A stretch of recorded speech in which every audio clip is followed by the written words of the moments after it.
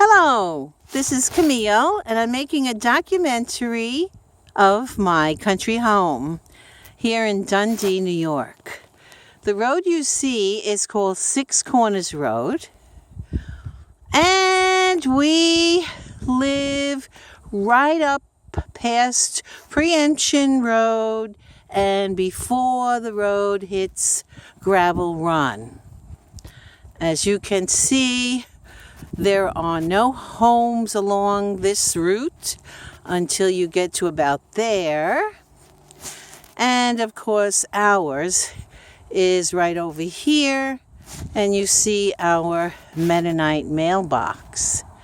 I'm going to be doing a panorama. This is the entrance to our home, and this driveway is about 200-300 feet in, which is why we purchased the home. You cannot see this home from the road. You have to drive in all that way. Now that we have some lighting at the side of the house, you can possibly see the light itself, but not the home. You have to come into the driveway. It's sort of a winding driveway, reminding me of The Wizard of Oz. Only it's not yellow and it's not brick. It's gravel. On one side, we have a little wooded area with apple trees, and we have a few on the other side as well. And there's also a creek on both sides. You can see my dog walking along the path right now, and pretty soon you will be able to see the home. It's a ranch modular home put together here about, 10 years ago. We have a propane gas tank on the side of the house. I also picked up a little bench so you can sit in the front of the house and enjoy looking down at the pond and the rest of the woods behind the pond.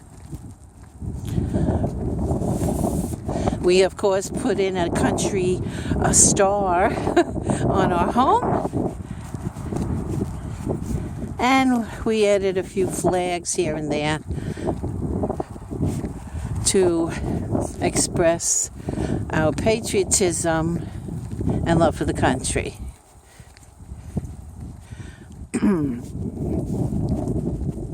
So enjoy the view. We are lucky to be snow-free right now, and for February, this is really a surprise, a pleasant surprise, very unique, because last year we were dumped many, many times. I had the snowblower here to clean up this long driveway on several occasions.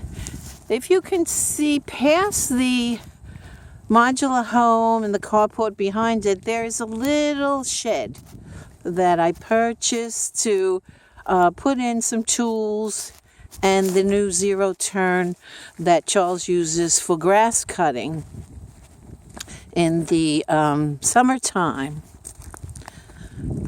We have a 2-car carport. Charlie eventually wants a 2-car garage where he could put his ATV and whatever other equipment he may need when he moves up here.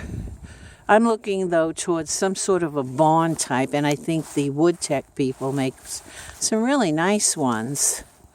Now, if you turn down the path as if you're looking out my living room window, and beyond that bench I showed you before, you have the pond. Right now the pond is frozen. We're only into the 20s, but there's no wind, so you don't feel the cold as much.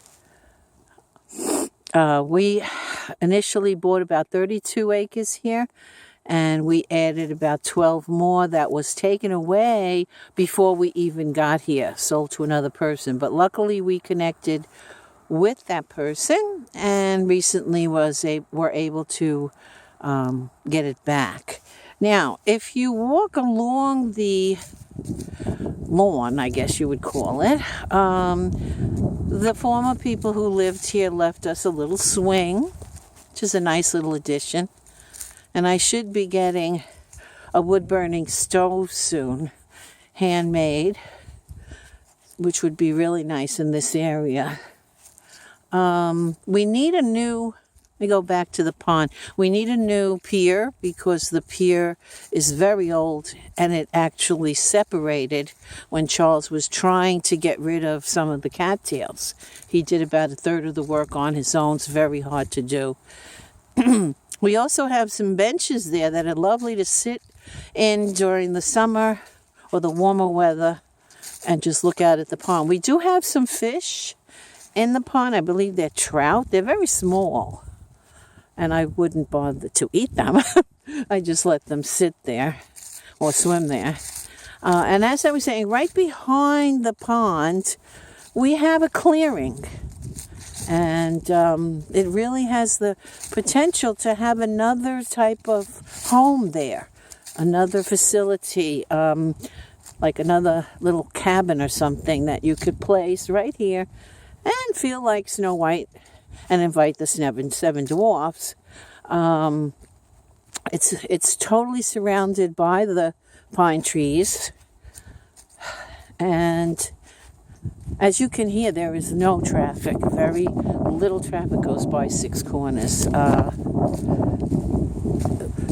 So it's so peaceful, so quiet. It's a very nice meditative section. Here you go. So most of our property is woods, and now we have about 44 acres almost of woods.